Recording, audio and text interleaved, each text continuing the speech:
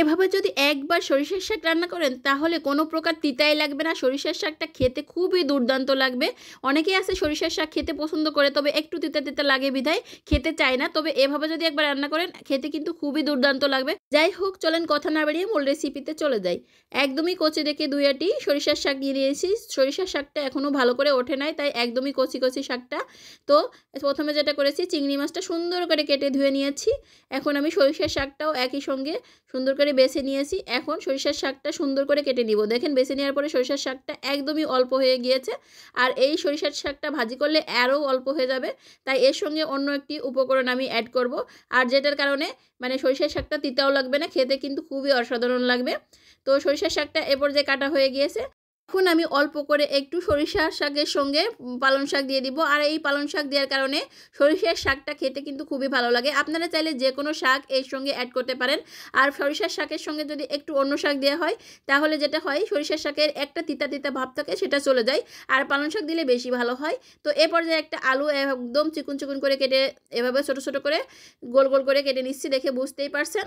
আর এভাবে করে যদি একটু আলু দেওয়া হয় সরিষার শাকটা খেতে কিন্তু আরও বেশি ভালো লাগে।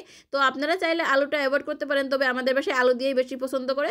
এরপর যে চুলায় একটি প্যান দিয়ে দিয়েছি, প্যানে দিয়ে দিলাম তেল। তেলটা একটু বেশি করে দিতে হবে, কারণ যে কোনো সবজি রান্নায় তেলটা একটু বেশি দিলে সবজিটা খেতে কিন্তু খুবই ভালো লাগে। এখন যেটা করেছি, 4টা মরিচ এভাবে করে কেসির সাহায্যে কেটে দিয়ে দিয়েছি।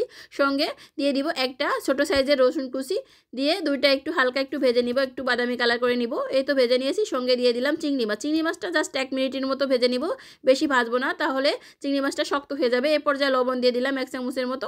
লবণ দিয়ে 1 মিনিটের মতো চিংড়ি মাছ ভেজে এখন দিয়ে দিলাম পেঁয়াজ কুচি। পেঁয়াজ কুচিটা একটু বেশি দিলে সবজি খেতে কিন্তু খুবই ভালো লাগে। যে কোনো সবজি রান্নায় পেঁয়াজটা একটু বেশি হলে ভালো লাগে। তো আপনারা আপনাদের ইচ্ছা অনুযায়ী দিয়েন। তো এই পর্যায়ে আমি দিয়ে দিলাম কাঁচামরিচ। আর সবজিটা যেহেতু কাঁচামরিচ দিয়ে রান্না করব, তাই কাঁচামরিচটা একটু আগেই দিয়ে দিলাম। কাঁচামরিচটা একটু গলা গলা হলে আমার কাছে ভালো লাগে। তো এই পর্যায়ে হালকা একটু হলুদের গুঁড়া দিয়ে দিলাম। হলুদের গুঁড়াটা সবজিতে না দিলেও হয়, তবে পেঁয়াজের কালারটা একটু সুন্দর লাগার জন্যই আমি হলুদটা দিয়ে দিয়েছি হালকা করে। এখন আমি সবজিগুলো এক এক করে দিয়ে দিব। প্রথমে একটু সবজি দিয়েছি, সবজিটা ধরছে না, মনে হচ্ছে অনেকগুলো সবজি, কিন্তু সবজিটা একদমই কমে যাবে রান্না করার পরে। তো বাকি সবজিটা আমি দিয়ে দিব, দিয়ে আবারও নেড়ে চেড়ে নিব। তো এই পর্যায়ে দেখে বুঝতে পারছেন সবজি থেকে কিছুটা পানি বের হয়ে এসেছে। এই পানিটা দিয়ে সবজিটা সুন্দরভাবে সেদ্ধ হয়ে যাবে, কোনো পানি দেওয়া লাগবে না।